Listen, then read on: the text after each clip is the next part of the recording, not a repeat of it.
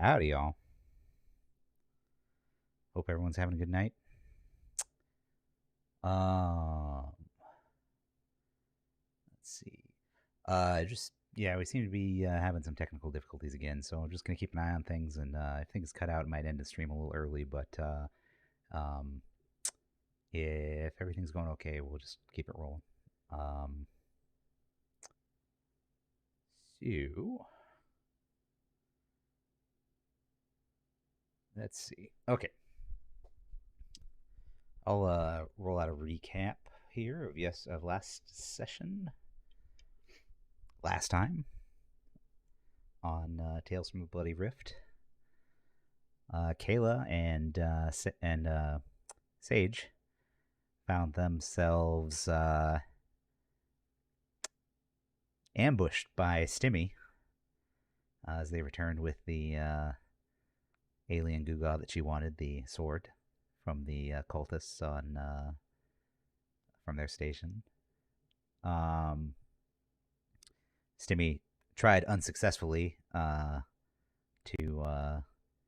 have us killed, essentially, and managed to wing Tim there, but we handily defeated her thugs and ended up in a situation where we took the alien Guga, the sword. Sage now has that sword, and realized that we needed to find someone else to get help from because we were going to see if she would help us with the box that Phoenix had sent us to get. That seemed to also have caused gravitational anomalies when Sage handled it. And on our way to our ship, trying to find someone else to get help from, we stumbled into another trap, second trap of the day, I believe. And the seemed to be people from the Sagan Free Society, maybe who didn't exactly want us working for Phoenix. So that's kind of where we left off last session. Jason, did you want to do your vignette, and then we'll go from there? Sure. All right. All right. Along the sides of a dropship are seated two groups facing each other in the dim light of the cabin. They are cloaked in dark leather and plasteel garb. Their eyes and small portions of skin of their face show through the slits of what is otherwise a full face helmet. They each carry a large broadsword on their backs. As the dropship descends, the hull shakes violently, but these warriors remain stoic. They've made such landings before and they know the drill. The pilots start talking about slowing their descent, but the leader of the warriors, a large Yonar man, barks back towards the cockpit, daring them to see what he'll do next if they slow one bit. There's a minute window of opportunity for this approach, and their greatest weapon is the element of surprise. If they slow down any bit and miss the hole in the security grid while the system restarts, their whole mission is a bust. The dropship continues to plummet like a boulder, the heat shield refusing to give way to the forces of re-entry. A second later, and the landing thrusters fire at full throttle. The shock knocks the pilots momentarily, and their approach now appears a little too rocky for comfort. Still, the Yonar mercenaries are calm.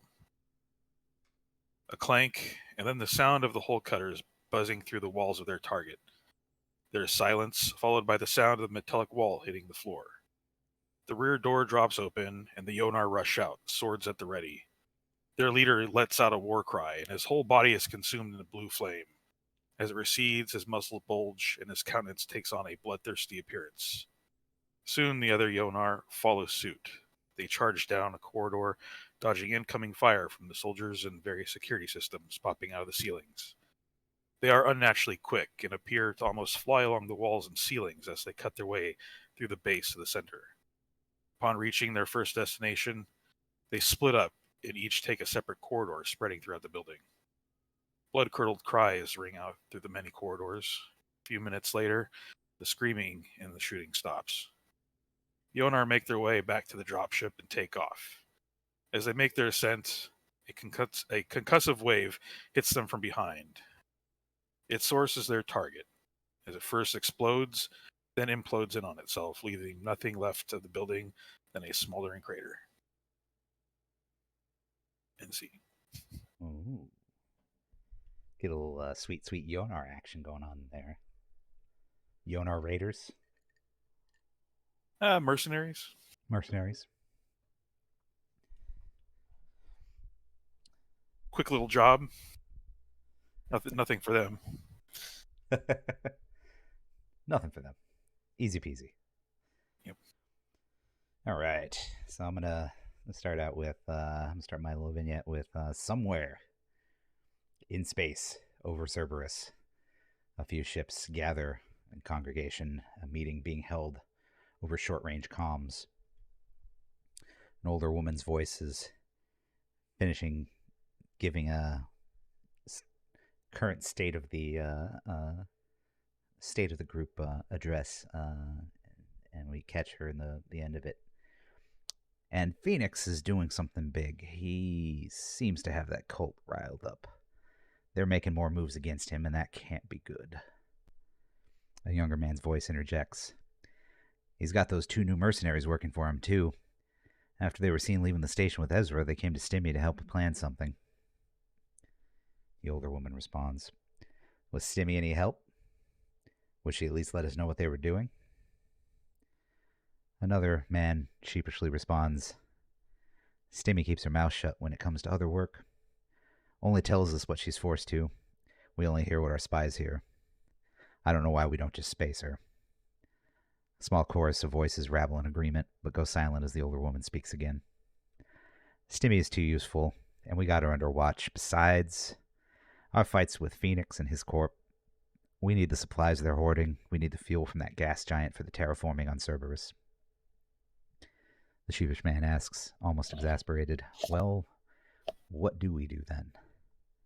The woman responds, space the 2 mercs. Let's send Phoenix a message that we're not letting him operate with impunity on Sagan anymore. Then we gear up for war. Fade to black.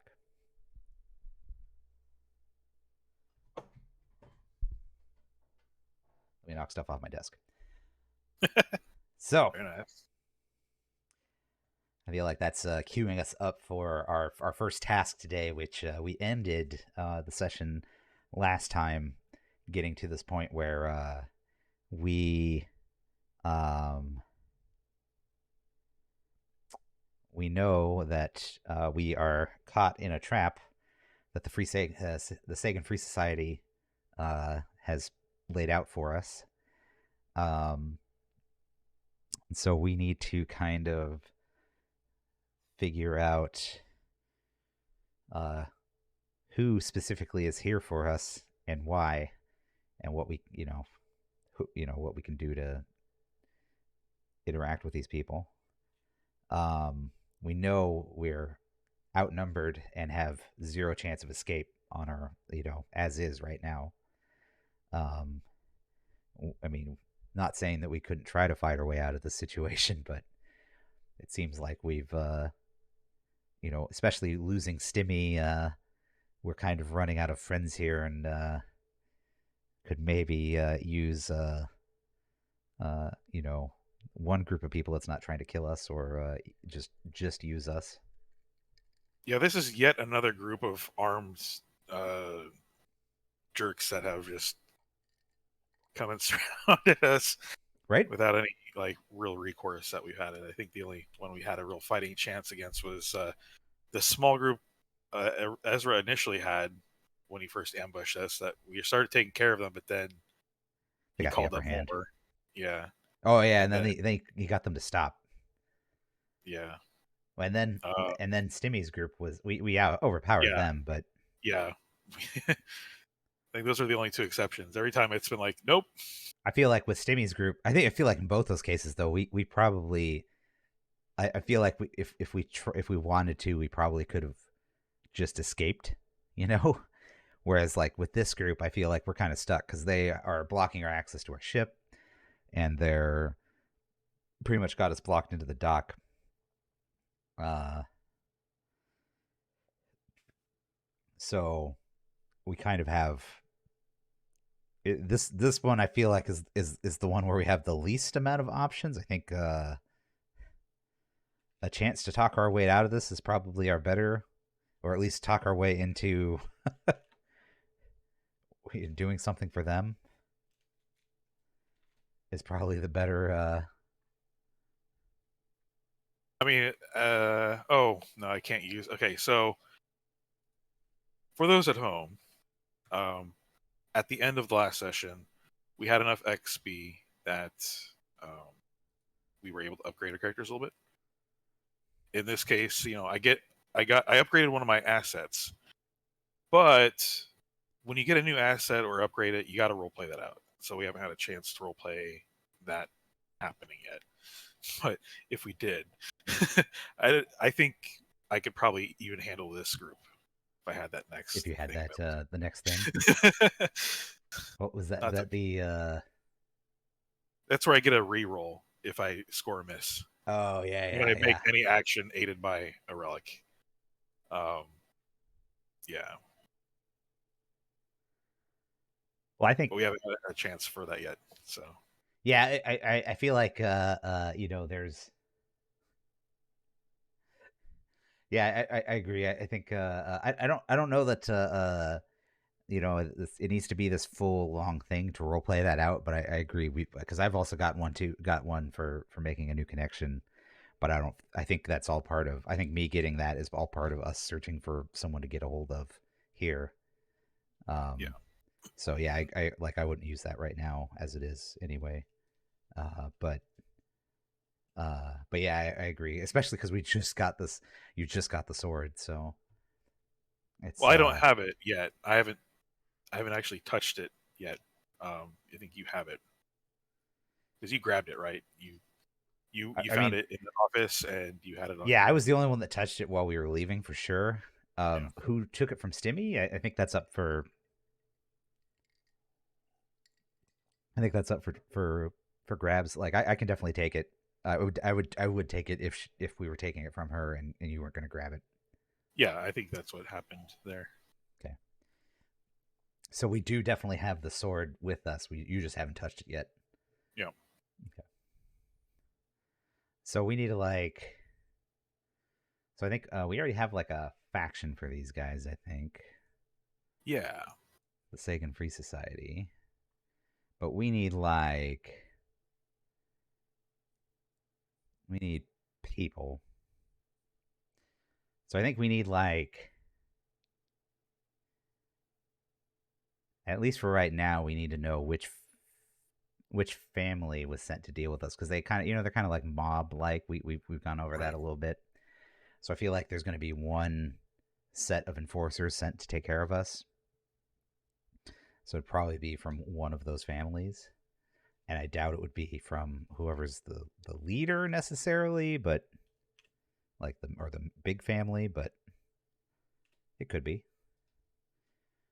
So what do we need to do to roll? Let's see.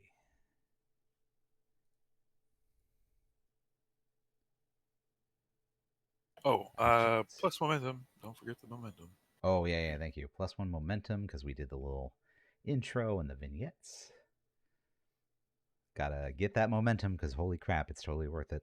My other game I'm playing, we had to burn momentum at least once or twice in the last game. Okay, let's I think see. that's what's really going to be good with that relic. Is that when I score a miss, I won't have to burn as much momentum or worry about momentum as much. Depending on what it is, what kind of move I'm making. Like, I think given my role in the group, most of my roles are going to be, combat roles, and so that's aided by the relic. So those are always almost going to be hedged in our favor at this point because of that. Okay, so I think we need.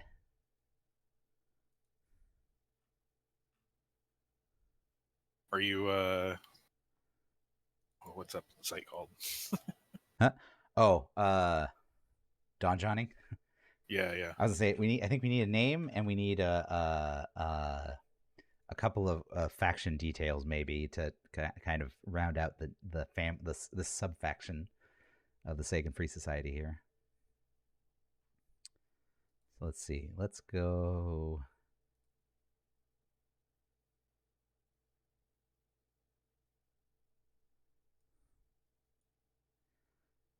Okay, this is going to be the Hughes family, Okay. and they're led by Nicholas Hughes.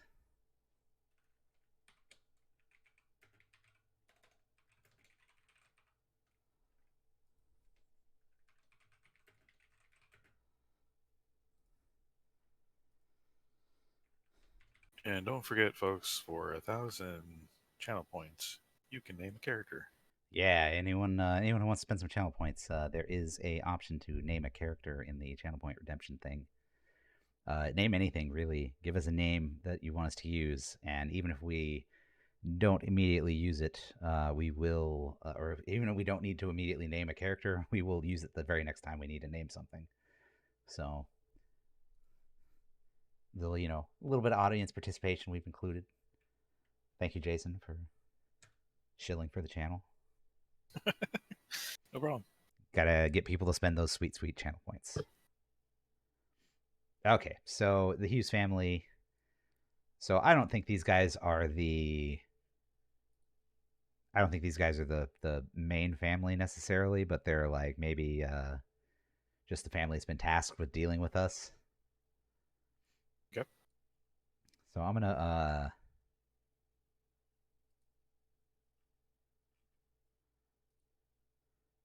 do a couple of things. I'm gonna roll.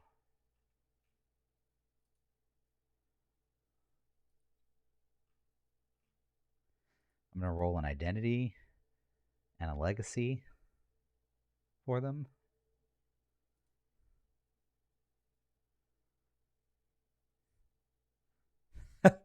They are rights. The hell is a right? Like a playwright? What?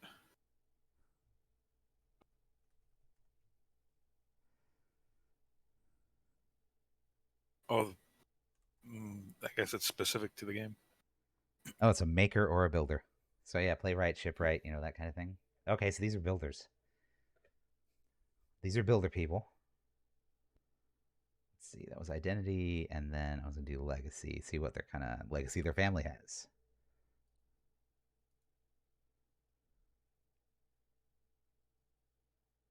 Enlightened.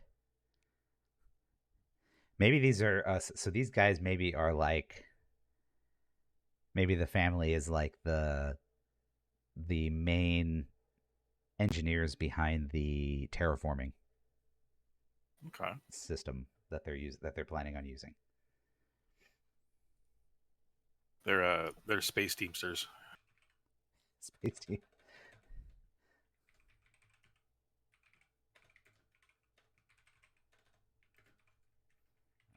Behind.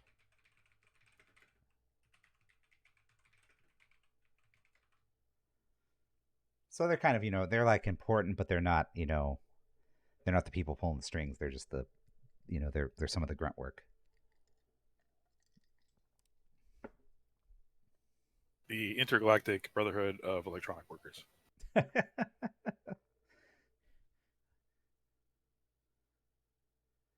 IBEW. That actually. Yeah. Damn it. Um. Okay, let's see what else.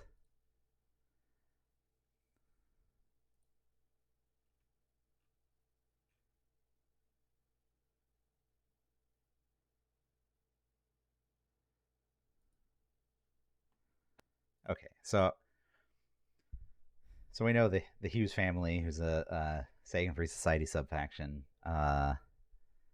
They are enlightened rights. They are behind the engineering of the terraforming system. They have they're probably a mixture of like high-end engineering and then like grunt workers to do the deployment of the engineering of the terraforming system, right?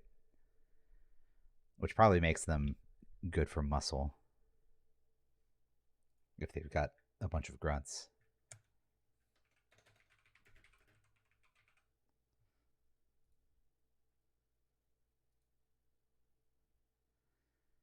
So I don't think that this is something. I mean, this is like we're just two mercenaries to them. Like they don't know a lot about us other than the fact that they've seen us working with Phoenix.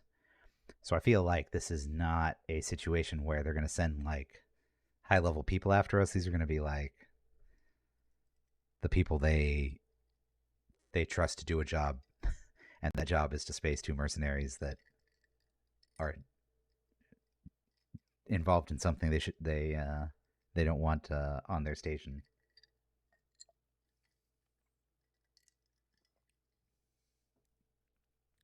So I think we should probably How let's many of see. them are there? Like, did we? We did not pick a number, but it's a lot, I think. Let me see, because I feel like they sent enough that they're.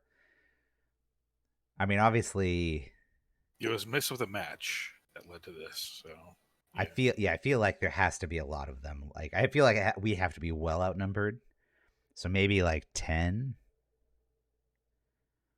like a big enough number that we would think twice about starting a fight. you might, but Okay, say I said we. I meant us as a whole. Sage might start a fight on his own, but I would think about starting a fight. So that means that we would think about starting a fight. That's how it works, right? It's the average of our dude. dispositions. Well, how do these guys look? Are they? That's Do they look dangerous, or they just look like a rabble of a mob? that's a good question. you know, are they fighting us with space pitchforks? I mean, I would take them out probably right away. Okay, so I'm gonna roll some character things for them then. Just these people that Yep. were fighting. So I'm gonna start with roll. We'll see what kind of people these are. Oh, Action theme. What does it mean?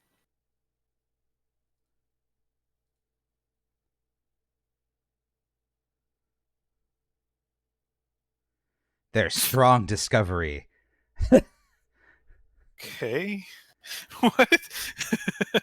That that doesn't make a lot of sense to me. Well, okay, so maybe these guys are like they're not necessarily fighters, but they're like we know they're grunts, so these guys are strong. And if they're discovery, they're probably the people that go out and survey the sites or build sites from the ground up. So they don't exactly look like farmers.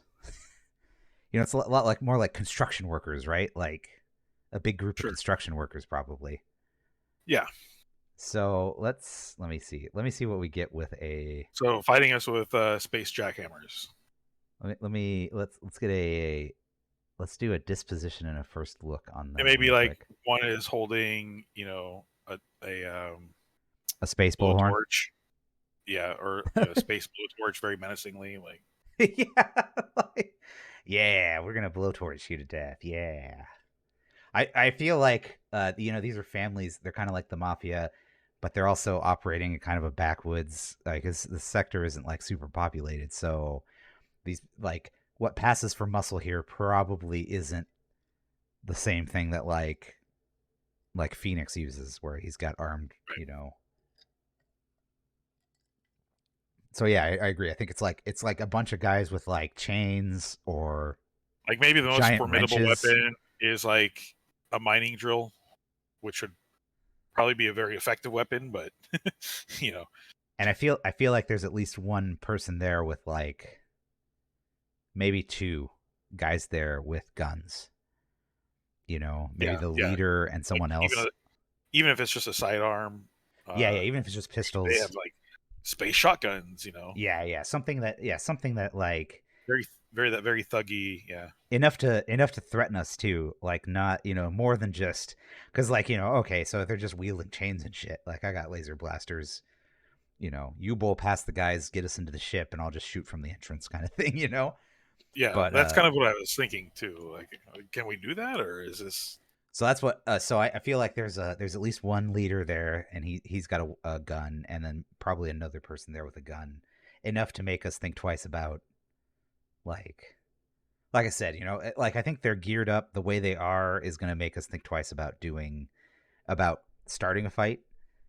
So maybe we try to talk to them first. Maybe Kayla tries to talk to them first.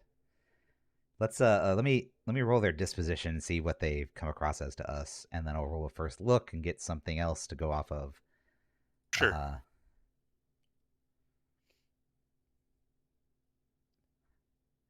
so maybe these guys don't want to do this. We're It's not missing some. the roll on No, the stream. oh, did not show up. Oh god, now let me switch over to sorry. Heyo, let me switch over to the right scene. So yeah, yeah. So these guys are cooperative. So uh, maybe it's Interesting. maybe they don't want to do this necessarily. This isn't their normal job, so they're not particularly cool with just killing people, but they also understand that they got to do it. Yeah. So it's possible we could get them to back off, which is good. That's good for us, right? And then let me roll first look and see what that gives us out of if that gives us anything else to work off of here. Distracted. Tim is having a sneezing fit. I, yeah, like I think first off, so they're kind of already like they don't know that they want to do this. They're just taking orders here. Uh, but also going up against somebody that has a freaking living armor is maybe causing them a little bit of they're a little wary of that.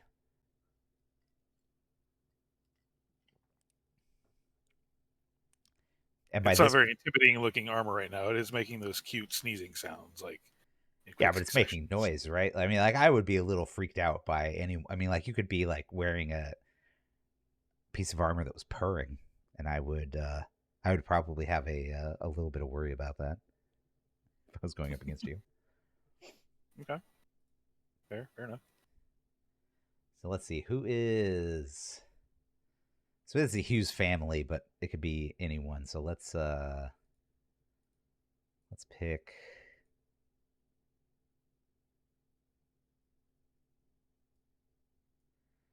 So the leader here is going to be Lucy Lloyd.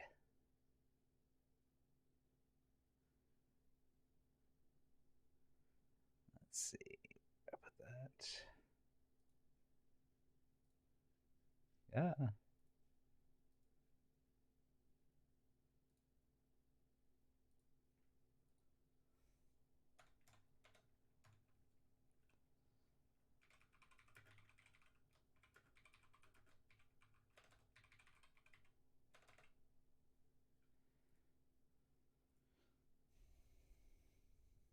And then let's see. Let's do a. I don't know. Is there a thing for like determining numbers here? Like how big the crowd size is or something. Yeah.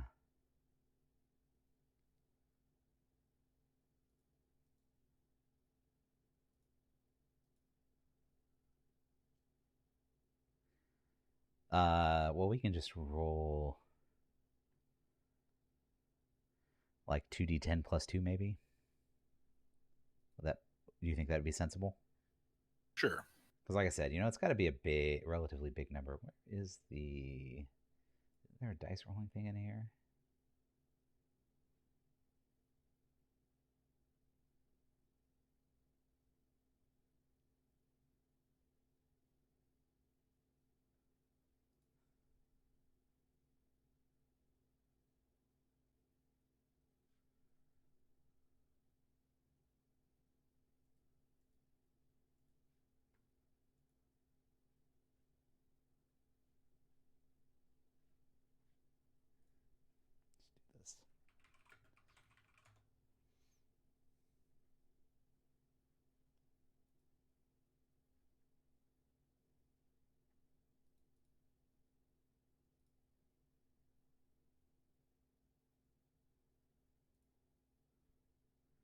14. There are 14 people here. I mean, we're mercenaries that work for Phoenix to them, so we're kind of dangerous, right? Yeah. Okay, so Lucy Lloyd is leading a group of 14 people. I think there were like probably two or three of them on the ship when we popped the hatch. Uh, Probably including Lucy, and then the rest all came out. So Lucy and two bodyguards up front. Lucy's armed with a pistol, maybe, and then everyone else comes out. Everyone's got chains and maybe big wrenches, a couple of mining drills, and then maybe one dude with a space shotgun, laser shotgun. You know, because we're in space. Hmm. So I think, So they were in our ship basically. yeah, They avoided it. like we made it all the way to the dock. I think that's what's like stopping us from like going any further is that we made it all the way up to our ship, and as soon as we popped the hatch, people came out. So clearly, they've got some people with them that also can deal with electronics. Tim asked you if you locked the door. I, as they're like walking us back, you know, I got my hand. Kayla's got her hands up, and we're kind of taking a couple of steps back as they come out, and everyone comes surrounds us. And Tim says some shit like that, and I go, I just look at him, and I go, "Get you a tiny fucking ship and see if you lock those fucking doors."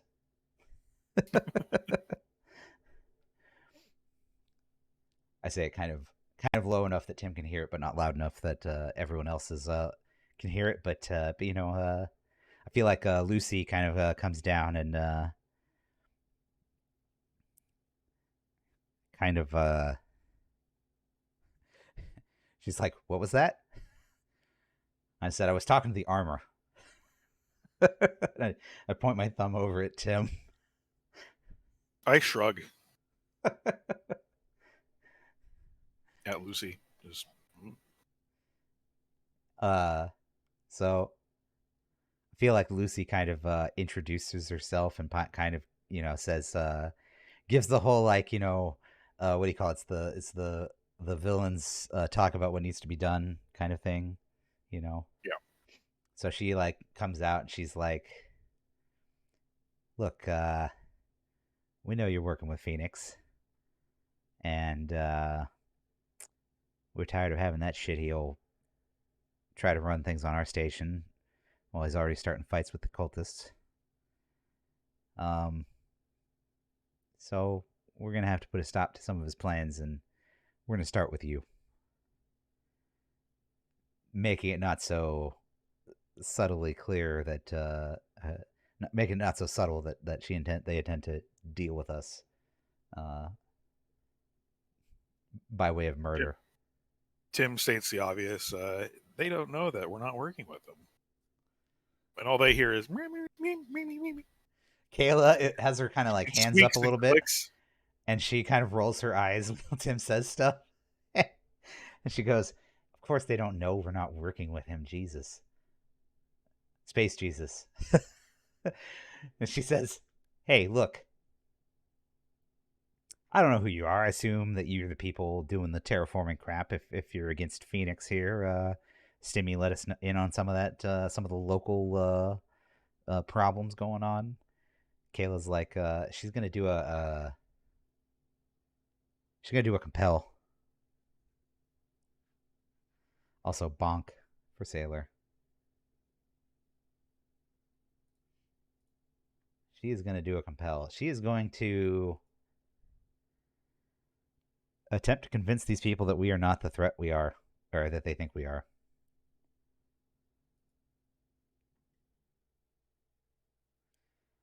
Which I feel is a barter because she's being honest about it. There's nothing. She's not lying.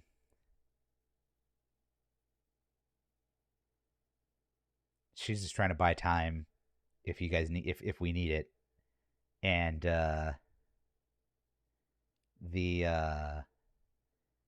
she's just trying to buy time and potentially talk our way out of this. So she's gonna let's see what happens when we compel here. Let's see if we get anywhere with this. So it's gonna be heart. All right, strong hit. Strong hit on a 1. Thank God I had 2 heart. That is neat. Right? That okay. So I Thank mean you, these people D10, for being low. well, and we know these I mean like metagaming wise, we know that these guys don't want to do this necessarily. So they're probably easy to convince. We just got to and if I'm being honest with them, I'm sure they'll understand and maybe we can talk this through. So Kayla, still with her hands up is just goes on. She says, "Look, yes, we took a job through Stimmy. Oh no, she doesn't say that. We took a job from Phoenix. Our hand was forced. If you know that we're working with Phoenix, you had to have seen that they attacked us. You had to see Ezra Winter come at us, which I don't think that they realized that necessarily that Ezra Winter attacked us. Do they know who Ezra Winter is? Is he a big name enough for them? I think he is, but let's double Because check. Space Mike Ehrmantraut, I think he would try to keep his identity. He's that kind of paranoid guy that That's a good point. you know. Let's see. So then, what do you think? What do you think the likelihood is that I think that's a step below 50-50. So you think it's unlikely that they know who Ezra Winter is? Is that what a step below that they would know? Yeah. Sailor, this Jason made a character model for Sage, and this is the new character model. So he is the one saddening you for the lack of Berserk photo. Oh. Yeah, that's my fault. I could put No, we're never going back. outfit on him. It's all your fault. We're he'd never be going back. more He'd be guts looking. more gutsy. Well, I need to update him anyways, because new stuffs. You can't see it in the little picture, but he did put a little tiny face on his armor, so his armor, his buddy Tim is represented too. Okay, so the question is, do these people know who Ezra Winter is? And we think it's unlikely that they know. I think, yeah, and I think it's better than small chance, because if they are keeping tabs on Firebird, they might. Yeah, that's what I was thinking. If he wasn't careful enough to hide his tracks one time, I feel like at least the high level people might know who he is. Oh, but yeah. we're not dealing with the highest level people here in the Sagan Free Society, so it's totally possible that this isn't like widely known that he is. Yeah, they'll totally who him. Like, yeah. So let's see. Nope, they do not know. So yeah, so I'm like, look, Ezra Winter attacked us, took us at gunpoint to help to Phoenix. They kind of look at me funny when I say Ezra Winter. They don't seem to recognize the name. But I continue. Took us at gunpoint to Phoenix and forced us to do a job for him. Thankfully, Stimmy helped out. I'm throwing Stimmy a bone here, out of character, just in case they're also coming at her. I figure this is something that they would do, side by side if they were attacking us, seeing as how we were working with her too. So we were forced to essentially go to Stimmy to get help to do this job for Phoenix. But I'm going to be honest, we haven't even completed that job yet. We're actually trying to figure out what to do to not complete that job before you guys so rudely jumped us at our spaceship. Thank you very much. She's a little like she gets a little sassy on that. I would hope that Tim would throw a little amen in there. Well, that's right. That guy's a jerk. And she's like, "Thank you, Tim. Thank you." She's like, "So, I don't know what the plan was here, looking around at everyone, kind of surveying the scene a little bit while talking. But I think you guys got the wrong idea as to who we are and what we do here.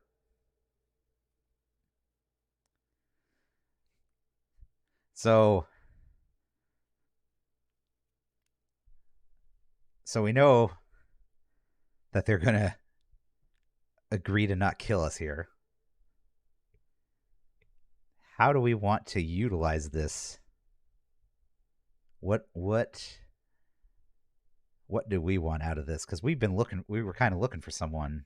I mean, that was the whole I think contact that's thing, what right? Sage says. As he goes, and a matter of fact, we're trying to look for more work if you've got any, rather than work for that guy. We are mercenaries after all, okay, lads. As in people that work for money. So Kayla's like, so if you guys have beef with Phoenix, understand that the job we're doing for Phoenix is under duress, and we are more than happy to join your side for the right price. she's always trying to like add something in there because this is what poisoned the relationship with Stimmy too, Yep. right? Yep. So I feel like Lucy can't like. I feel like Lucy's not gonna back down immediately. She's she was sent here to do a job. Obviously, she wasn't wholeheartedly into it, but what? How do you think they respond to this? Because I feel like we're gonna get whatever we want out of this, but I think I don't know like flavor wise how we tint this. Ask them to take us to your leader. Do we do? Yeah, we do. Okay, so we do that. Like we do this. Take us to your boss. Maybe he's You're like we can do things out with him, Kayla's like, look, clear up some misunderstandings. we are used to this by now. This is the third time this has happened to us here. Take us to who we need to talk to. We'll clear this up. No one needs to die. We're all good. We can be friends after this, right? And Lucy kind of just I trying not to lose face in front of all of her people is like, these people might have more information than we thought. Let's bring them. Let's bring them to Nicholas. And so for the, I don't know, third time, second or third, it was at least the second time, maybe the third time, because like what's his name too? We also kind of had this with Yukon, right? Yep. So it's for like the third time, we find ourselves in a situation where we're being taken to some big boss to have a discussion, and do. So I think they're just gonna. I think they would not like. I think they would try to pretend like they still have control of the situation. So, like they would. It wouldn't be like. 100%. Like they've still got us at gunpoint Yeah. and are They telling us like move. same same basic setup that Ezra used when he took us to what's his name Yeah. to see Phoenix. Get on the ship. Get over there. So I feel like they take us in their own ship. They Yeah. take us on another transport, not our ship. They don't want us on familiar ground there, and they fly us out to probably where the they fly us out to where the Hughes family ship is, because they don't they all live on. I think we worked that out, right? They all live on like I think they all live on like big ships, like big yachts, big private ships, space yachts. Yeah, each family has their own space ranch / villa station separate from Yeah, There we go. So we get taken to the Hughes Space Ranch to meet with Nicholas. Do you think so? They're going to contact him beforehand and let him know what's going on. They're not just going to take us onto the ship. They're not that stupid, I don't think. You know, they're not willing to murder us outright without if we're talking sense, but they're not stupid enough to just They're enlightened rights, you know. they are. Yeah. Oh, and you know what's her name? Not Lucy is just any probably brutes, you know. right. So do you think they're going to reach out to the rest of the families, or at least whoever's running the show, and have them meet us there too? Or do you think Nicholas might do this on his own? Might talk to us on his own, like on the side, just to see how things are going. What's his what are his motivations? We Let's see. know, Let's see what his disposition is.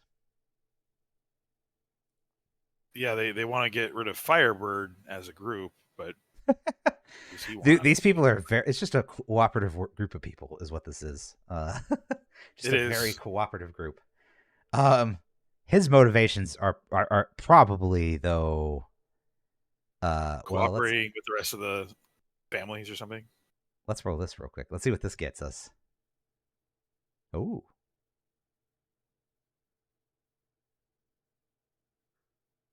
I mean, uh, that's kind of broad. It can be like, yeah, protecting the family, protecting a nuclear family member or something, maybe. a pet. Well, maybe. You know, these are the engineers that are doing the terraforming stuff. So maybe their goal is what's best for the planet. The planet is like a dead world though, so Yeah, that's a good point. that's, yeah. Otherwise, I would totally be like, yeah, there's some kind of mysterious thing, Well, but maybe these guys are under duress to do what they're doing. Then maybe this family didn't join willingly. Join the Sagan Free Society willingly. You know, maybe protecting themselves. maybe the way the head family holds on to power is kind of a tribute system. You know, like medieval like a medieval tribute system where like different vassals send their like some of their kids Yeah, to the wards and king to be wards. yeah. So maybe this is like, oh, because I think the Irish gangs did this too, where it was like their families would trade children to keep peace between the families, essentially. Yeah. Okay, so so if that's the case, if someone from the Hughes family is under the control of the person leading this, then I think it's likely that they would reach out to the leadership. I don't think they would make moves on their own necessarily, you know. Yeah. So I think they would reach out to the leadership and say, "Hey, look, we went to go kill these guys, but they made an argument that they're not working for them and they wanted to talk." So then the question becomes, does the leadership send somebody to talk with us, or do they just let Nicholas handle it in the short term?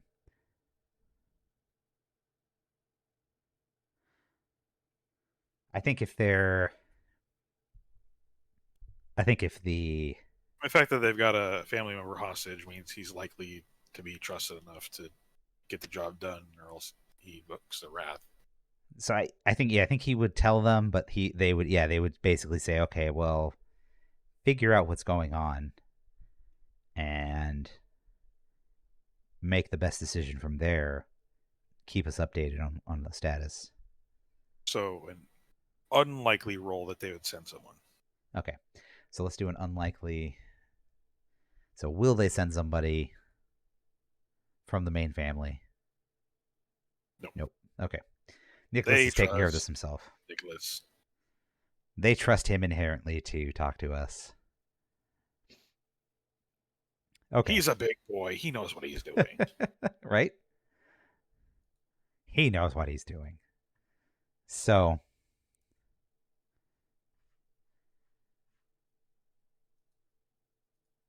So we find ourselves, we travel for a ways. We're in a ship, so we don't know where we're at. We don't have any access to the systems or anything like that. We don't know what's going on. But we find ourselves docking with another ship, a large ship probably, uh, and get taken aboard. And then it's the same thing over again. I feel like this is all like this is going to be exactly what happened with Phoenix, where we get taken to, essentially get taken right to the leader's quarters. They make us disarm. I feel like though these are like not these are smart people, but they're not like used to, but they're not like devious people that we're dealing with here, because we're dealing with the laborers and and some of the, maybe the higher level, maybe Lucy's an engineer, but they're not like the paid thugs from Stimmy or like Ezra's thugs or Phoenix's people, I guess. So they would like make us disarm, but they're, if we wanted to hide something on us, we probably, I'd imagine we could probably get away with it. Uh, Kayla does not want to.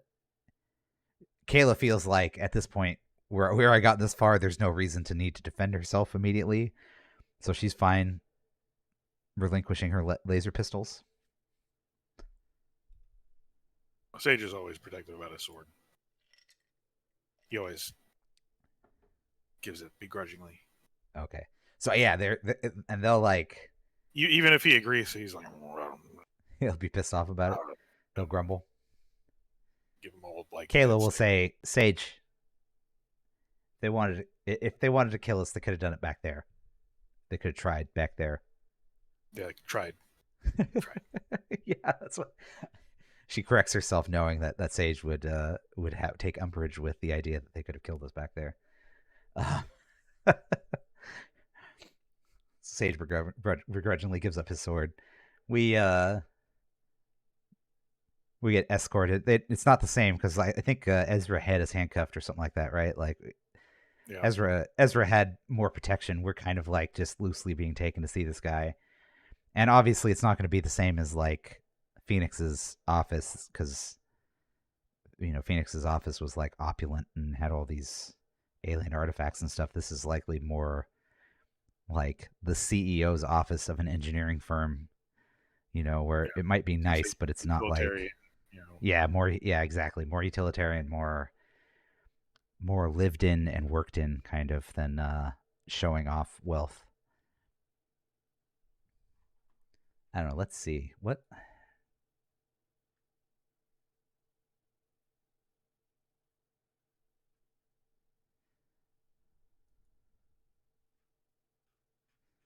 Let's do a couple of things here. I'm going to do a first look for Nicholas, and then I'm going to do a revealed aspect to try to give us some kind of thing to work off of here. So, first look. Oh man, okay.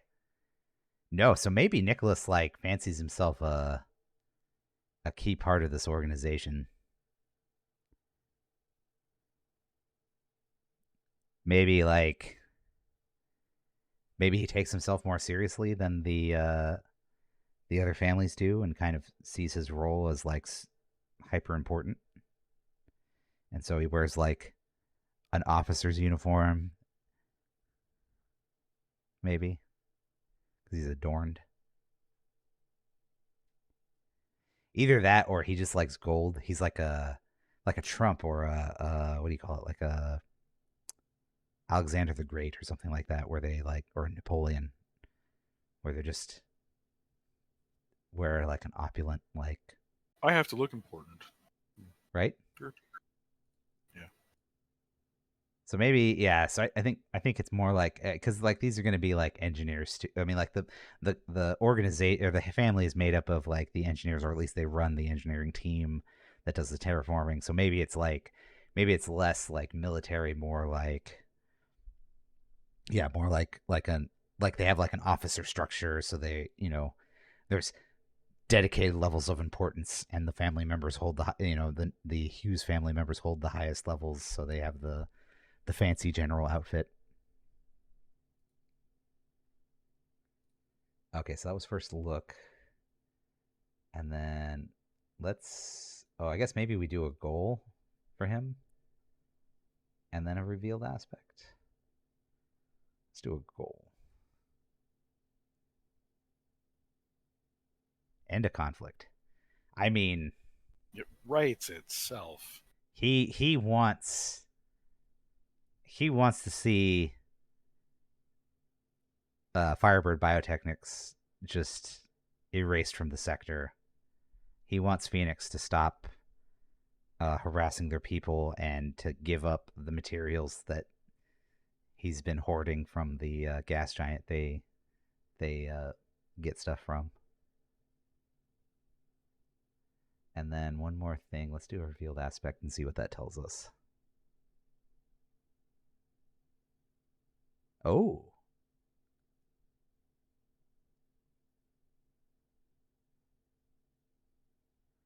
Corrupted. Well, okay, so that goes with the adorned thing.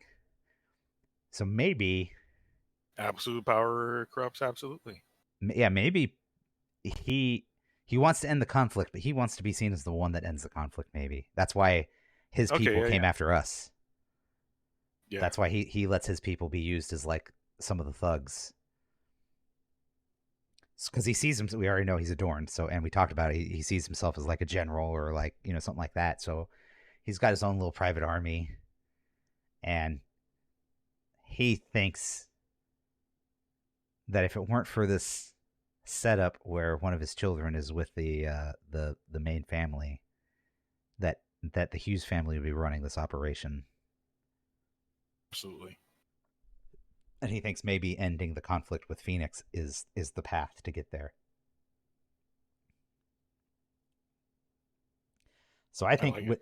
given that information, I think he's going to approach us like he doesn't necessarily believe us, and he's going to try to use that to try to get information out of us about it, whether or not he cares about whether or not he believes us. At this point, he's got a twirly mustache. Right? Yes. He's trying to figure out how to hurt Phoenix in a way that works best for him, that looks best for him.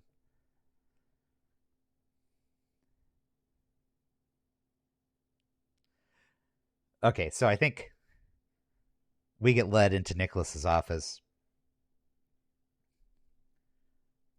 I think Lucy stays there with us, and as does the guy with the shotgun.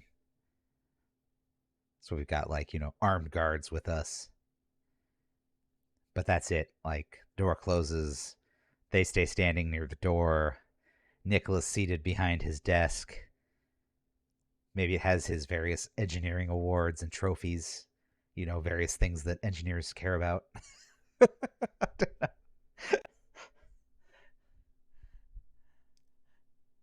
And he Nicholas is he looks like we're like, maybe he looks like we're you know wasting his time right off the bat. Just kind of has that attitude of like, well, let's get this over with, and then once we're done, we'll just kill you, kind of thing. Not that he's gonna say that out loud, but that's just that like that's his attitude we feel going into this, right? Yeah. And so he would say something. He'd be like, Lucy tells me you don't work for Phoenix, or that you work for Phoenix. No. Lucy tells me you don't work for Phoenix. That's not what we heard. Care to expand upon that at all? Not Kayla. willingly. Yeah. Kayla's like, it's okay, buddy. I got this. She turns to Nicholas and she's like, look, we don't. We work for Phoenix in a way that it's purely to his benefit. This is not we're not his grunts or his we're not his people. We came into this situation through a third party. I believe Stimmy, and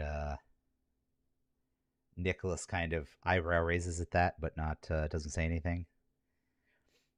And Kayla continues. So we found ourselves, much the same as with your people, being ambushed by Phoenix's people, particularly Ezra Winter. And so she's going to drop Ezra Winter's name again. What do we think the likelihood is that I Nicholas don't think we knows? need to really roll it. I think he would know. He's You think he would the know? head of Okay. that family, right? Yeah. So I think he eyebrow raises again. And especially with someone with that ambition, he knows right? for sure. He's the kind of person that would know all the players, or would know as many of the players as he could find. Because I feel like he might be corrupted and he might be, a little full of himself, but I don't think he's like dumb, about the whole situation. Maybe not the smartest, but probably not the dumbest about it. So Kayla name drops Ezra Winter again, and again his eyebrow goes up and it stays cocked for a little while longer this time. And Kayla says, Ezra took us at gunpoint to meet Phoenix.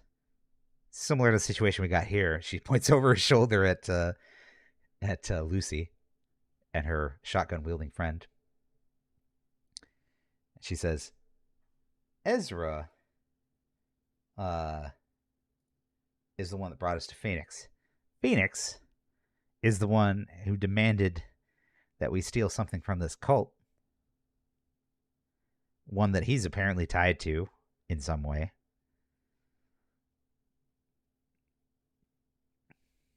And I don't know if we don't know how he had the information he had. We just know that he had information. So yeah, so she just goes, so it's something a cult that he's tied to in some way. And forced us essentially to do this work for him. I would point out, she says, raising her finger, that we have not completed this work for him. We have done part of what he asked for. We have not done the other part of what he asked for. We retrieved the object that he wanted. But we did not do anything with it yet. We were, in fact, going to Stimmy to try to get help to see what to do with this. So I think, out of character now, I think he hears what we're saying about, he knows that Ezra's an enforcer for he knows Ezra's the Mike Ehrmantraut of Phoenix's organization. I think he knows.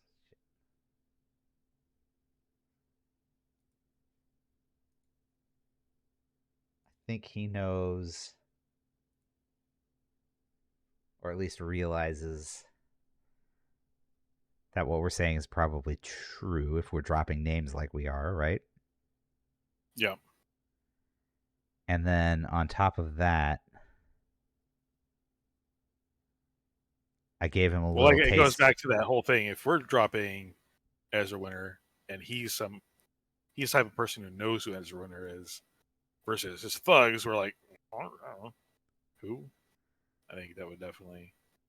So I feel like he is immediately interested in whatever this thing was that Phoenix was looking for. I think he's going to press us on that. Yeah. I feel like Kayla. I feel like Kayla would feel the need to drop that just because that's like the one tantalizing piece of information we have that we're pretty sure no one else knows what's going on. So she's kind of like using it as a bargaining chip, or using it as something that we can use as a bargaining chip, to try to get us out of whatever the fuck this is going on with these guys. So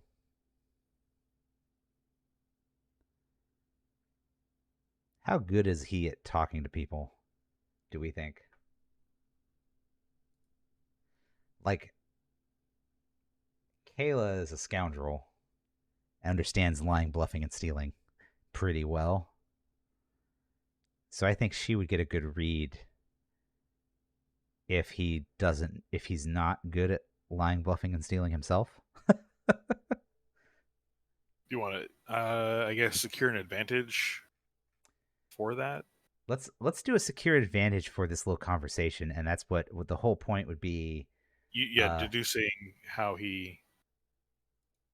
Yeah. Dropping enough information that they will take us seriously, but also kind of trying to figure out where this guy fits because we don't know the families ourselves, you know? Yeah. And so, trying to kind of gauge the situation a little bit and see how he reacts, kind of. So she's going to, she's not using deception,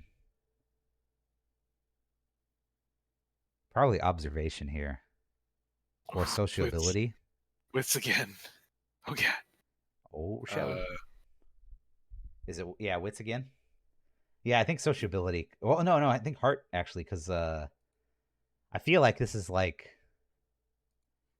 that works too. Yeah. wits or heart doesn't really matter, like, numbers wise. I just feel like I feel like sociability is the way to go because she's still trying to feel out how things are going, right? Okay, so she's gonna roll security advantage with heart, and I'm not lying or deceiving, so I don't get any bonuses. God damn, that sucks. All right, here we go. Oh, ouch. He wants the box. I think that's the most obvious outcome. I think the most obvious outcome is I let too much slip. And he's like, "What's this box? What is the box? Where is the box? He's Who obsessed about it. who Yeah. has the box?" Kayla is going to Kayla's gonna like kind of backtrack a hot sec and just be like, whoa, hold up. We don't know anything about this box. All we know is this is what Phoenix wanted us to get. And she's lying this time. Uh she's gonna say, because now all he wants is the box. Now he's gonna be focused on that because of that failure right there. Um so she's gonna try to kind of Wait, what did you say initially? Did you mention that we have it in possession, or could you play it off like it got blown up in the thing? I said that we have it. I said Oh, that we haven't given it to him yet, but we have it. So based off of what I actually said, I actually did say that we had it. dang.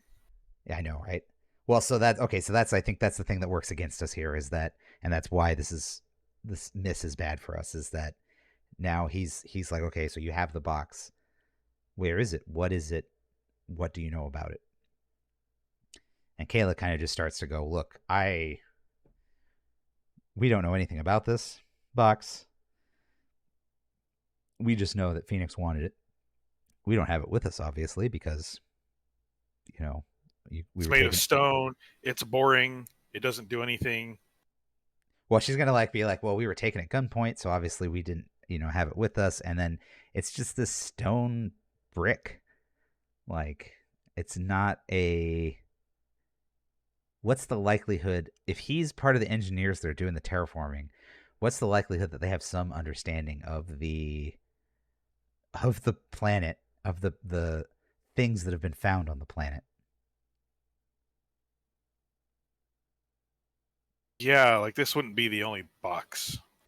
Like, I feel like that he might at least have some idea as to what kind of symbols might be on something like this. Like, other symbols they found at temples or something like that? Yeah.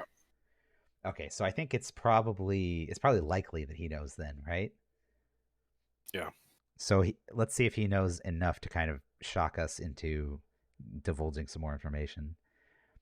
Uh, yes. So maybe they found other similar boxes and they haven't necessarily unlocked them or opened them or anything like that, but they know that both the cult and Phoenix are looking for them. Do you think he would just like start dropping information about what boxes they've found to see if any of it, see if like we like respond to it? I say something like it's just a ordinary boring brick. It doesn't look like much. It's got a line in it or two. So he kind of leans forward a little bit and he looks over to Sage and he says a line or two, like, and he kind of mimics a few symbols that they've seen. You know, he kind of draws them out on his desk with his finger, and I think it looks, you know, it looks Similar. Yeah. disturbingly similar to the stuff that we found. So, I mean, we get the point that he has seen or at least found other boxes that are similar. So Kayla kind of, oh, go ahead. But since they don't have any symbiotes, I think they're going to be in a very similar predicament as everyone else, and probably even in a less informed position than the Right? cult and Phoenix.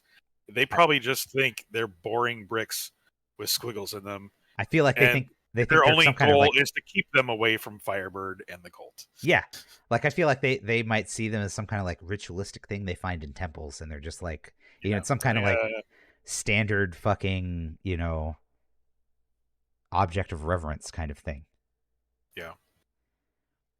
He So agrees they are boring bricks, and as long as they don't make their way to Firebird, I think, yeah, I think he kind of goes, look, I don't disagree these are boring bricks, but I also know that both the cult and Firebird want these boring bricks. He says, if Phoenix asked you to retrieve one specific one from the cult, there's got to be some importance to it. Did anything happen when you happened to get that brick from the cult? He asks.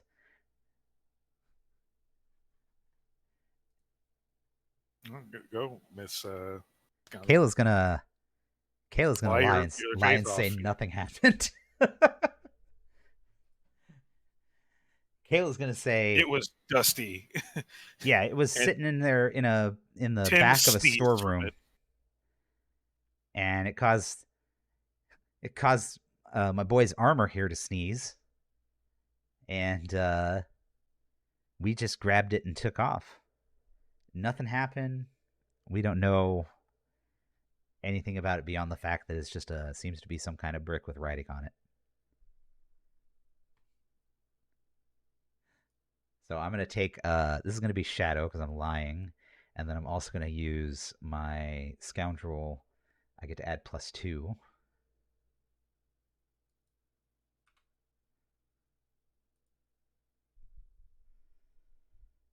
Fucking hey, my god. Okay, I'm gonna burn my momentum on this because I feel like a weak hit here is better than nothing.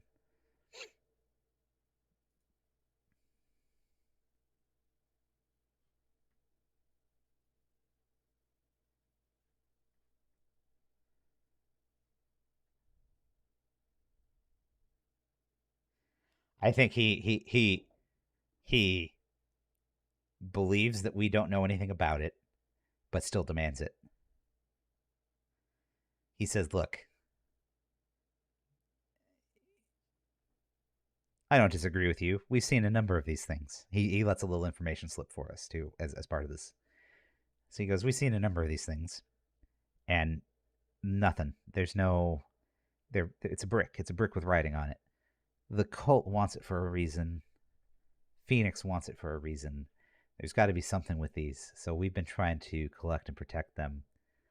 So we're going to need you to give us the box, and we'll hold on to it for safekeeping from Phoenix.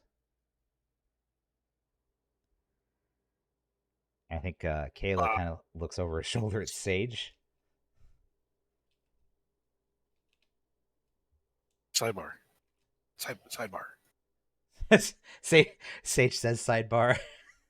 Kayla looks at Nicholas and says, just a moment. Kind of steps over to Sage and does a little huddle.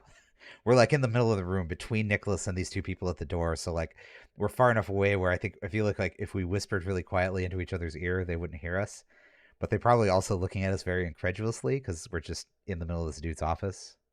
Yeah, Tim joins the huddle. You kind of So you hear, his face kind of mopes up to our level.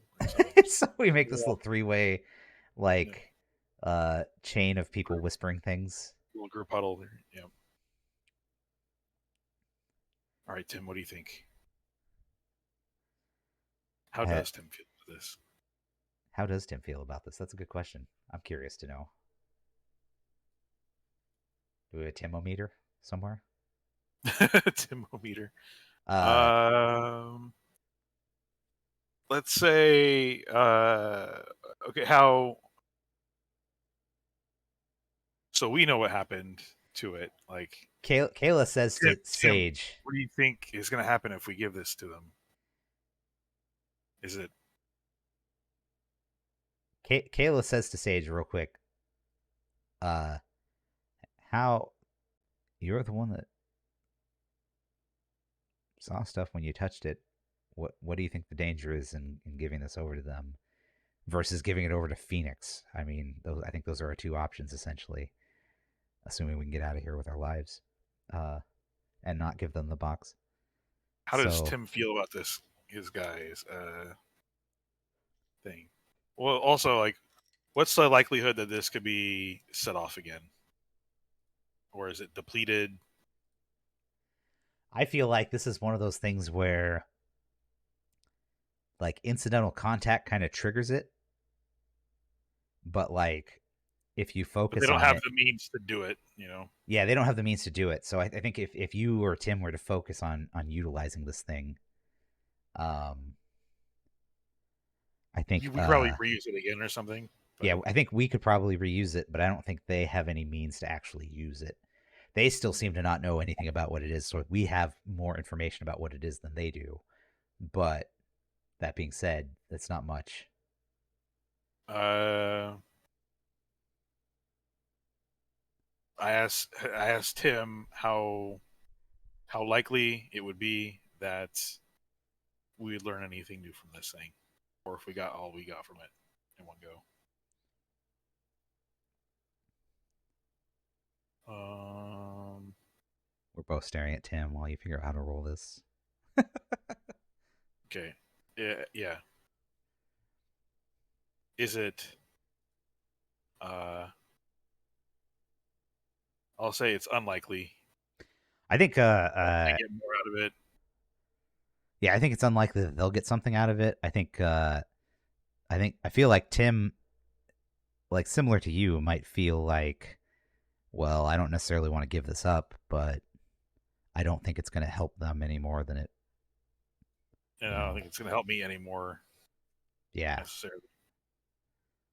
clearly other people in this sector would benefit more from having this. So these guys actually might be kind of a safe place to put this.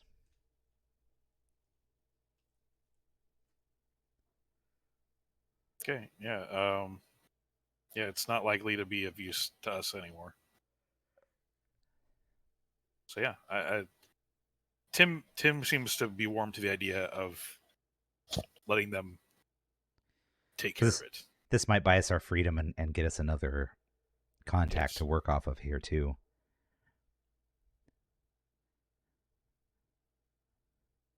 So Kayla's like the gears are turning in her head as you guys kind of break a little bit there, and she turns back to Nicholas and she says,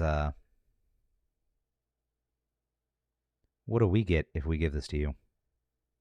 always looking for the, the advantage she can squeeze out of something. Let's see.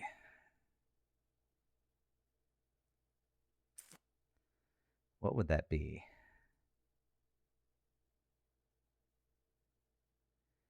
This be another compel, maybe?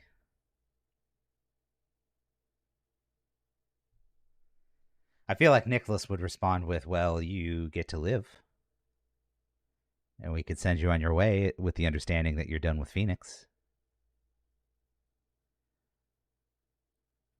Kayla would respond with something like, yeah, but that doesn't exactly solve our problem here. And our problem here is that we We need want to get work. paid. What was that? We want to get paid. Yeah, we want to get paid. We want to get paid, and even in the even if We did the job. We got the yeah, brick. We want to get paid for that we job. took the risk We don't getting this. necessarily want Phoenix to have it, but we're willing to part with it for a I price. think, and I feel like that was wholly proven by the fact that we went to talk to Stimmy about it first. Yep. So she's like, so before we divulge where this box might be located, uh, what's the price you're willing to pay to get it?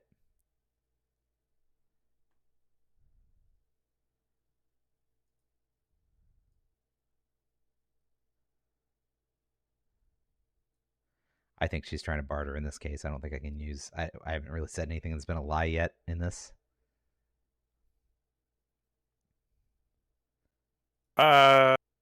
Yeah. Motherfucker.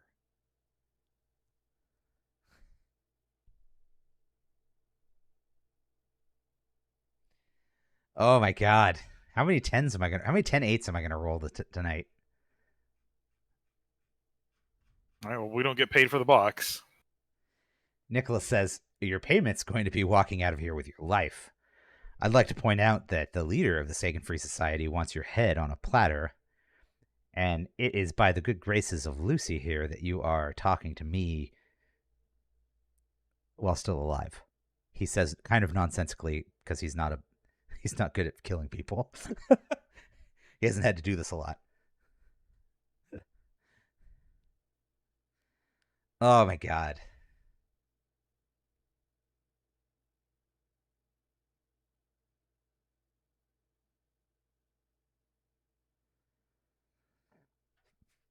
How do we turn this? How do we turn this around though? How do we get something out of this? Because like, Yeah, I was kind of hoping like we can make this like get their blessing to set up shop here as a center of operation. so maybe we flip it around from being paid to being to saying, hey, look, to We just want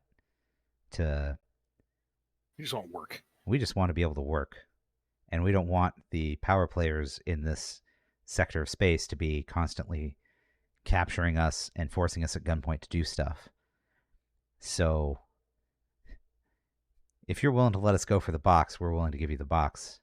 But we also just want to, be able to, you know, do an honest day's work for an honest day's pay at some point. Getting tired of being yanked around by chains here. So maybe this is making a connection here instead of trying to do Yeah. another compel. God damn it. This I'm going to roll another 8-10 though. I guarantee it.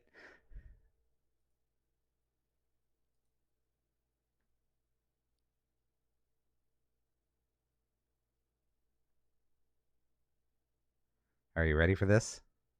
Yep. I know I'm not.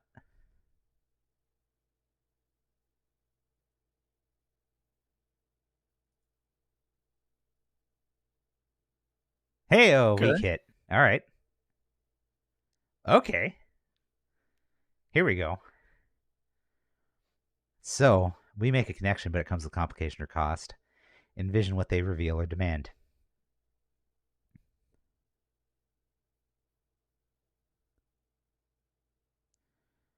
Okay. So we know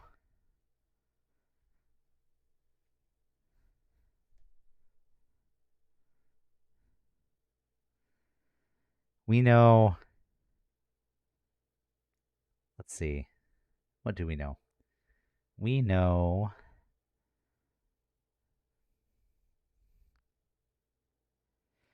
know that they are loosely connected to Stimmy and that they aren't connected to Phoenix or the cult. So they might need something done, but they also might want someone who is a little bit more tied to them doing the same kind of work that Stimmy was doing. So maybe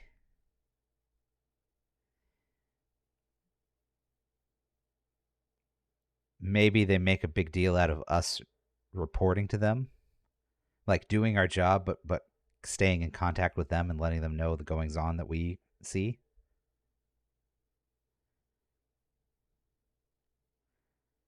Hmm. Okay. I think he would want something more solid than that. I think he would have something in mind. I don't know what it is yet, but I think he would have something in mind. Uh, that would help us. Or that would give us something to do, but also, I mean, like he would want us to complete a task for him in order to like, you know, giving the box, giving them the box and leaving the sector is his like ultimate. It was what he would love to have us do, but we're kind of being, we're kind of pushing back on that, and so he's like, well, since you guys are looking for work, I do have this thing. What would it be? What would he want? Does does he know that I'm Yonar and what we are, or are I we elected? I doubt it. Like I don't think he.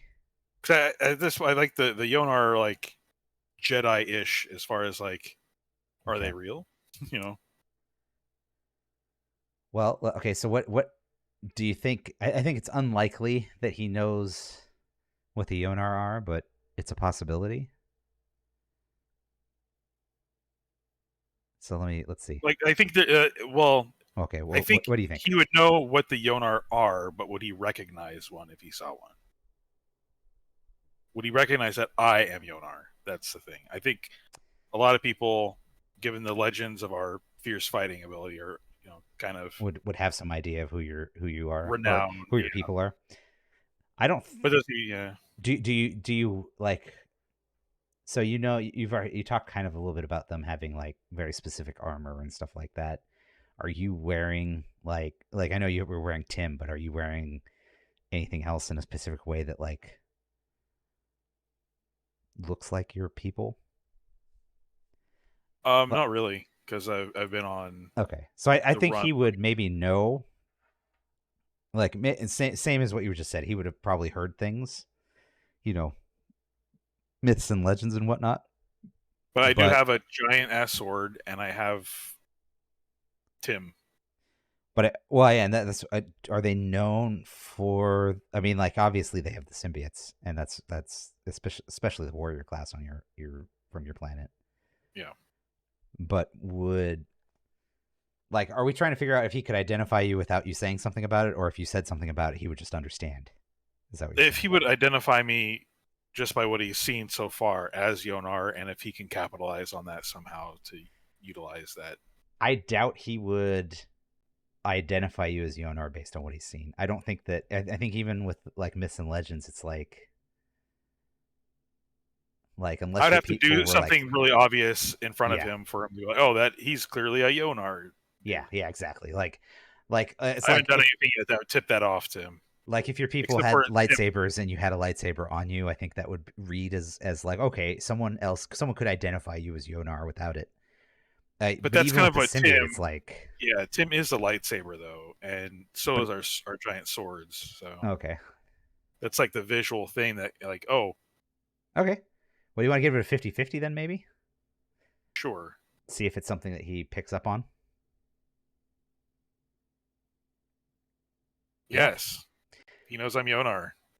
So he is like kind of he's basically like, well, we could use some muscle.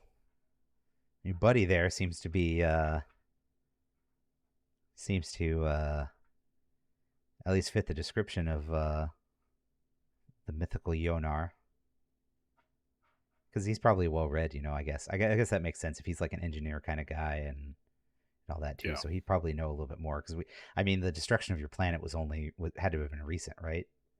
Given, Within my lifetime, yeah. yeah, within your Uh, lifetime. So something that's probably known about at least to some degree.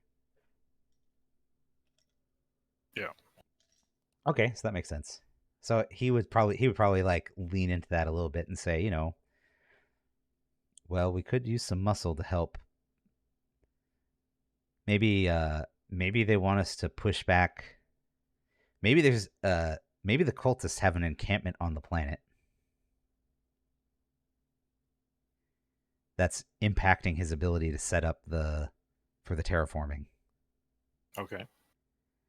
And as like a little thing, as a treat for him, maybe he asks us to take care of his cultist problem, deliver him the box and take care of his cultist problem, and not only will he let us live, but he'll vouch for us to the head family of the Sagan Free Society. Yeah, being able to walk around freely without getting threatened to be spaced would be nice. Right? So I feel like he's not offering to clear our names just yet. I mean, if we went and did it on our own, I don't think he could stop us necessarily. But basically, he's like, give me the box, take care of these cultists, and then we'll go from there.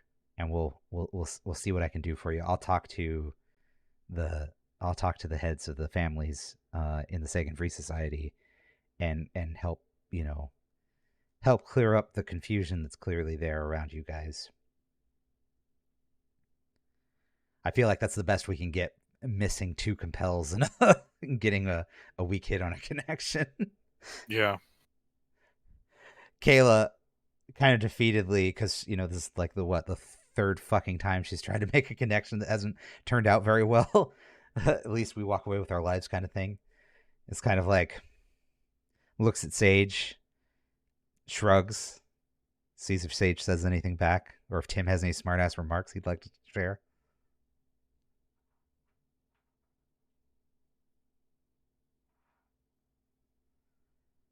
She takes that as a no. Oh, I'm typing up. Oh. I was adding the dude. Oh, thank you. Yeah.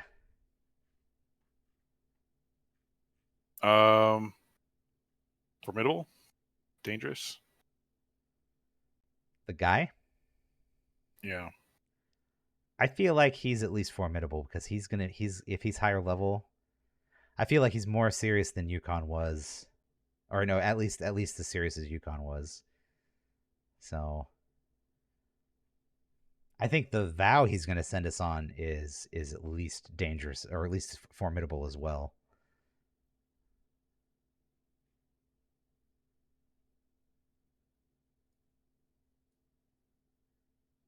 Oh my god. So I think he's going to make us take a vow. Kayla kind of looks at Sage and Tim, shrugs, and says, well, hey, look. That's as much as we get for right now. That's as much as we get for right now. I think we can handle a few cultists. We already successfully infiltrated their space station and stole something from them. So I don't think a little outpost of cultists is going to cause us too much problem, because she's full of herself and she sees this as easy. So I think Nicholas is like, all right, well, whip out your iron, swear me a vow. And so we swear a vow to help them take out this compound of cultists that's been kind of holding them up. Let's see. What's the? It's a move, right? Quest move. Swear an iron vow.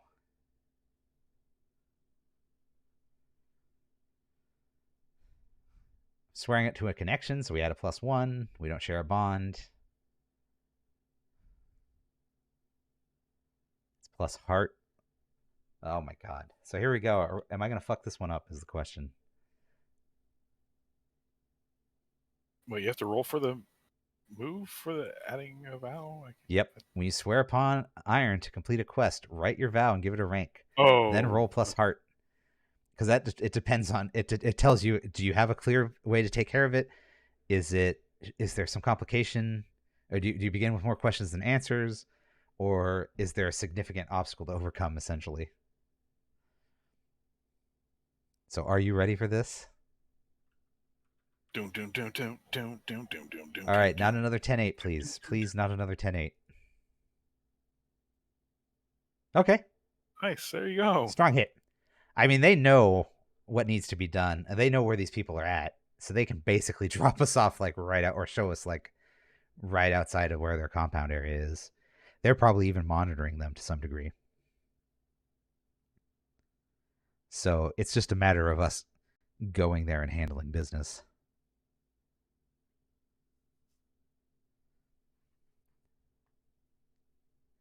Nicholas says, before you do this, though, before you get involved in this The box.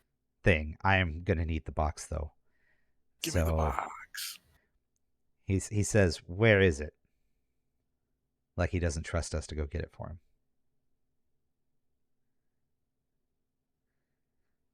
Kayla. Would Kayla tell him where it is, or would she tell him to stuff it and that we need to go get it ourselves? I think it's a 50-50 shot. Kayla will tell him where it is. Kayla says, it's on our ship. We can get it when you drop us off at the ship. We'll give it to your people before we head out to take care of this cult problem. And Nicholas seems satisfied.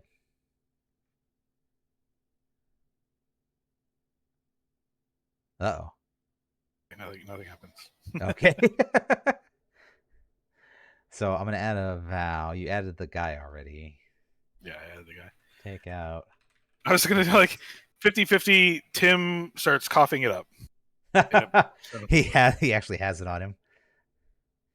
I'm going to call this a formidable one as well.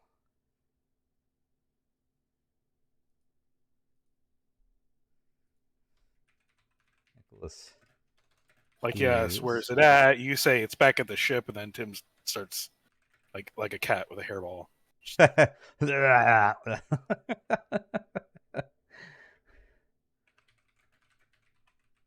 But that didn't happen. In some other universe, a parallel timeline.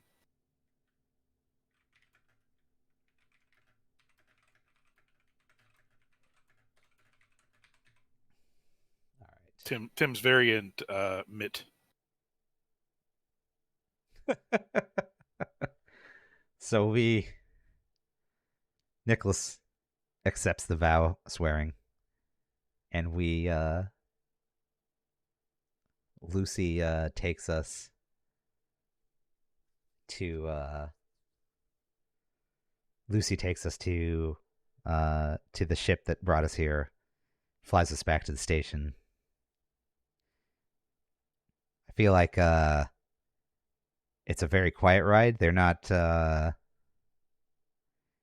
like an exciting new companion for them. We're kind of still a question mark. And even though Nicholas is having us do stuff, maybe everyone kind of understands that this isn't what the family had asked for, what the families had asked for.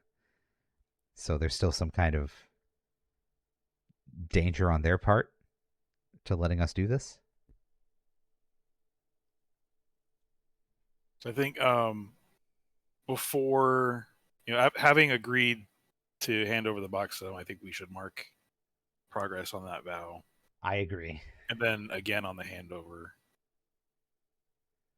So Once yeah, I because actually. we went through this thing. We talked to them about the box and all that stuff. So I agree. I think that's advancement. And then by the time we make it back to the ship, I think we probably just roll progress on this. Yeah. So okay. So we get back to the ship. Gonna roll progress on this. Thank God. Strong hit. Oh, actually, I forgot. I take 2 momentum. I forgot that from earlier. Okay, so this was a formidable. So it's 1 box. Oh, 1 box on the quest track. Nice. I mean, we did spend a lot of time on this one.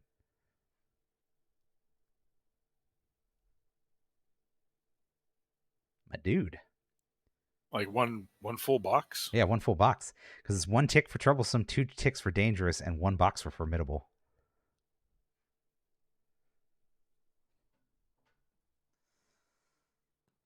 Hey, we're making some progress. we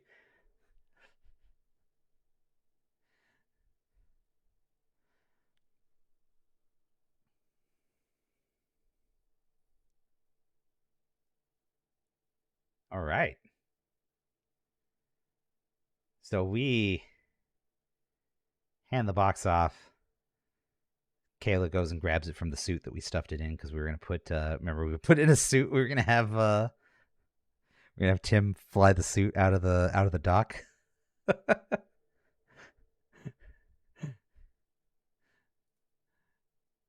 Oh man, dude, we're completing some stuff here.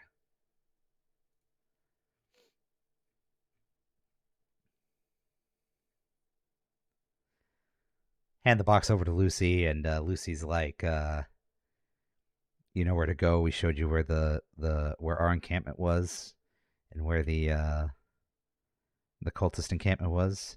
She's like, "Don't let Nicholas down. He could be a powerful ally if you let him."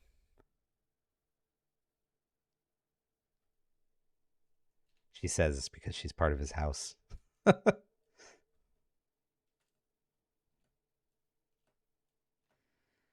Okay.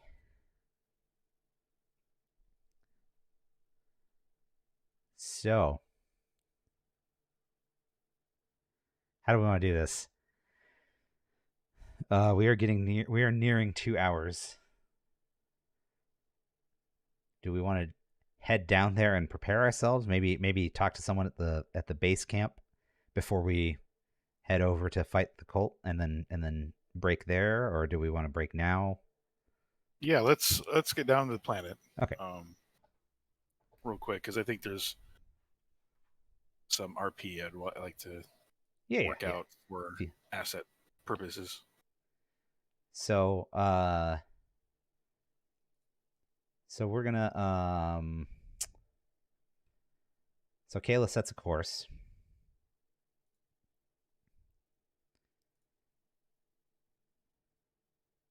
Fucking A. Oh, sweet. Sweet. No gravitational anomalies. No gravitational anomalies, and I get a momentum. Kayla very smoothly lands at the base camp that we were told about. This is where the engineers have their foothold on the planet, which is not too far away from the cultist foothold we were shown. And we were told to meet someone down there. Who do we meet? Who do we meet?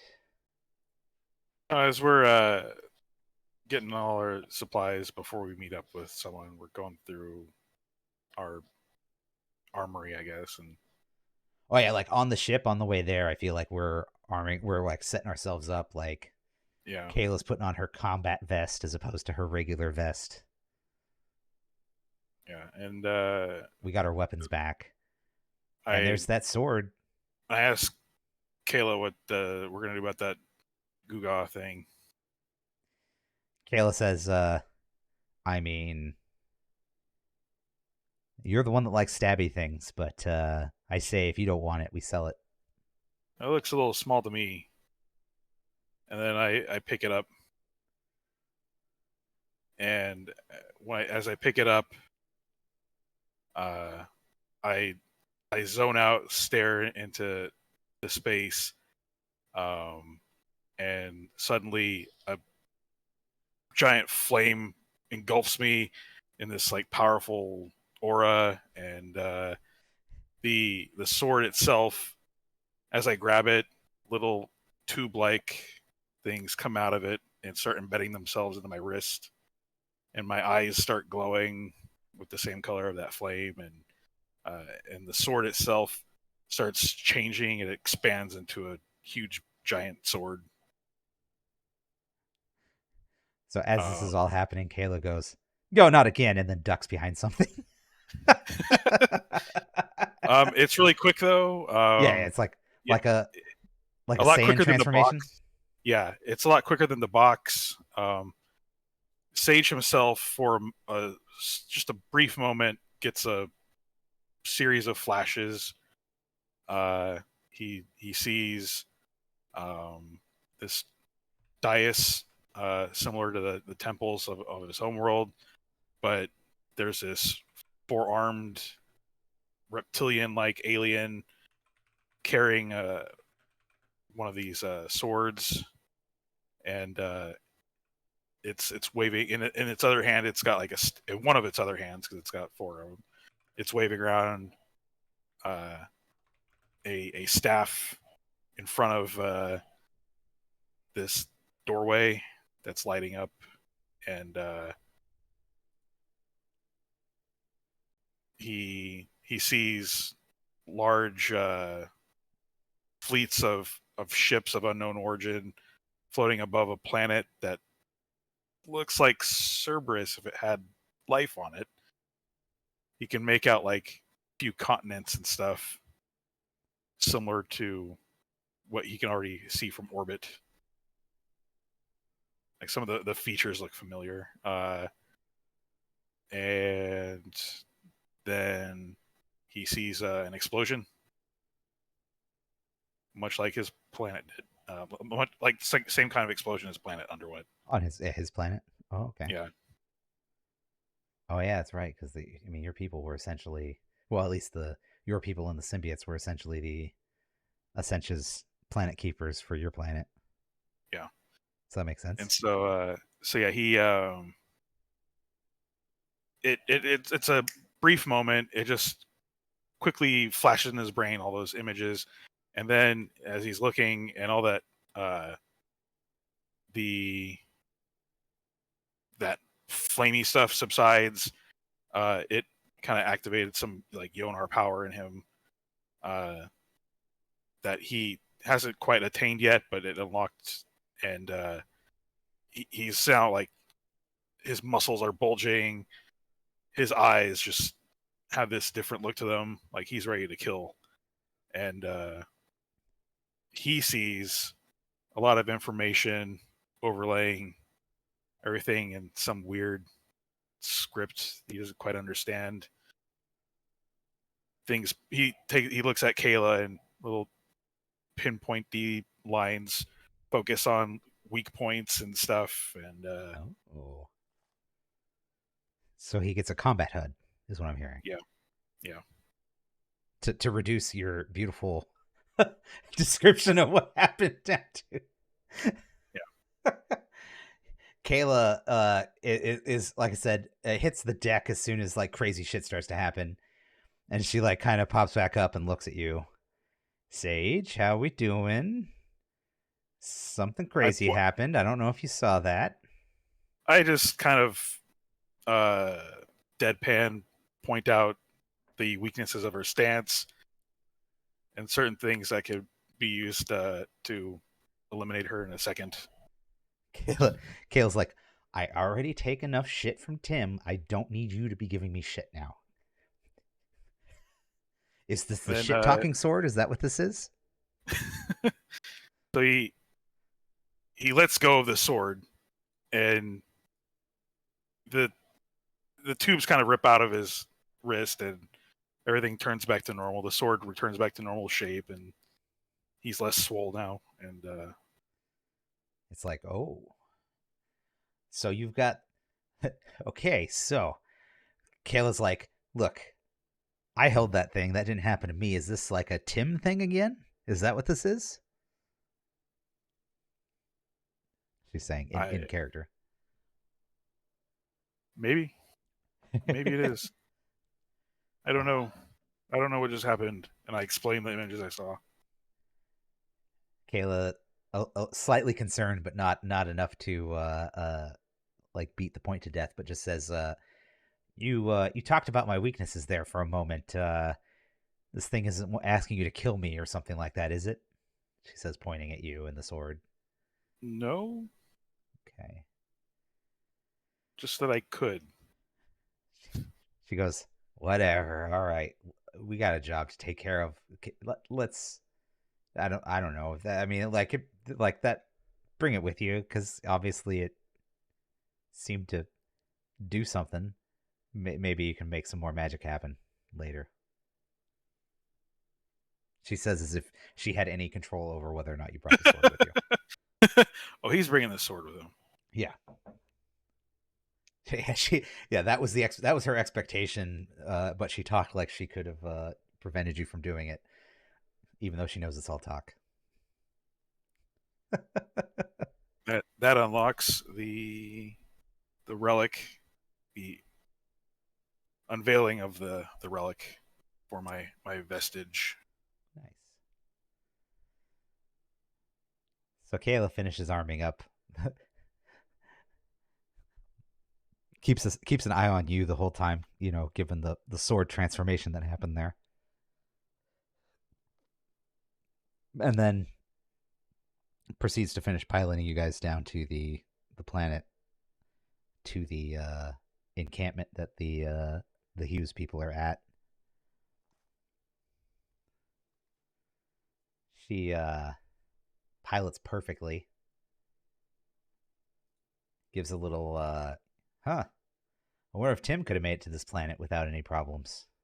Hmm. Things to think about.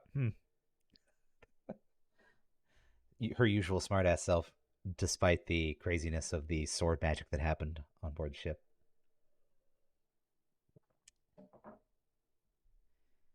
And we find ourselves at the encampment, the Hughes family encampment on Cerberus.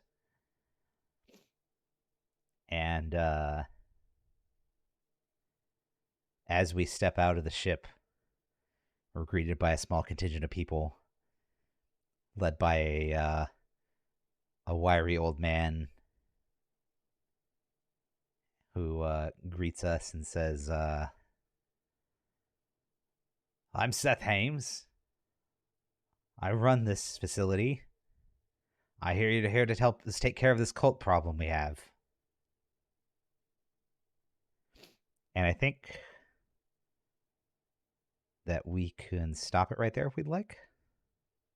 Yeah.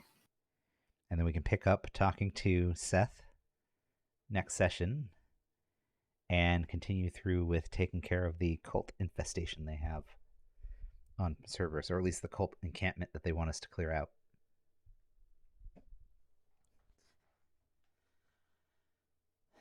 So I think we are pretty much. I think we covered all of our. I'm gonna actually I say if we made it to the planet side and met Seth, so I think I'm gonna mark progress on the takeout cultist encampment Okay. for Yeah. the vow at least.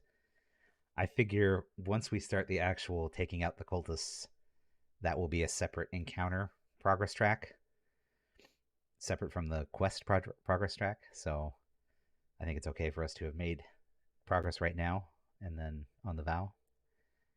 But I think everything else we kind of covered. I don't think we have anything else to add from that. So I'm looking at the end session move.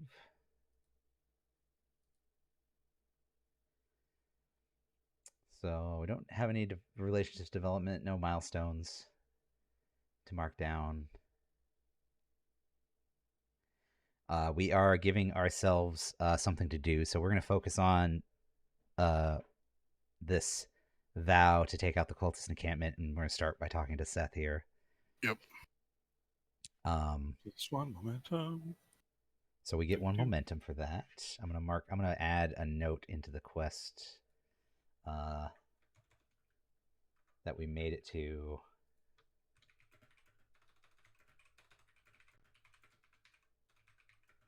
Use encampment.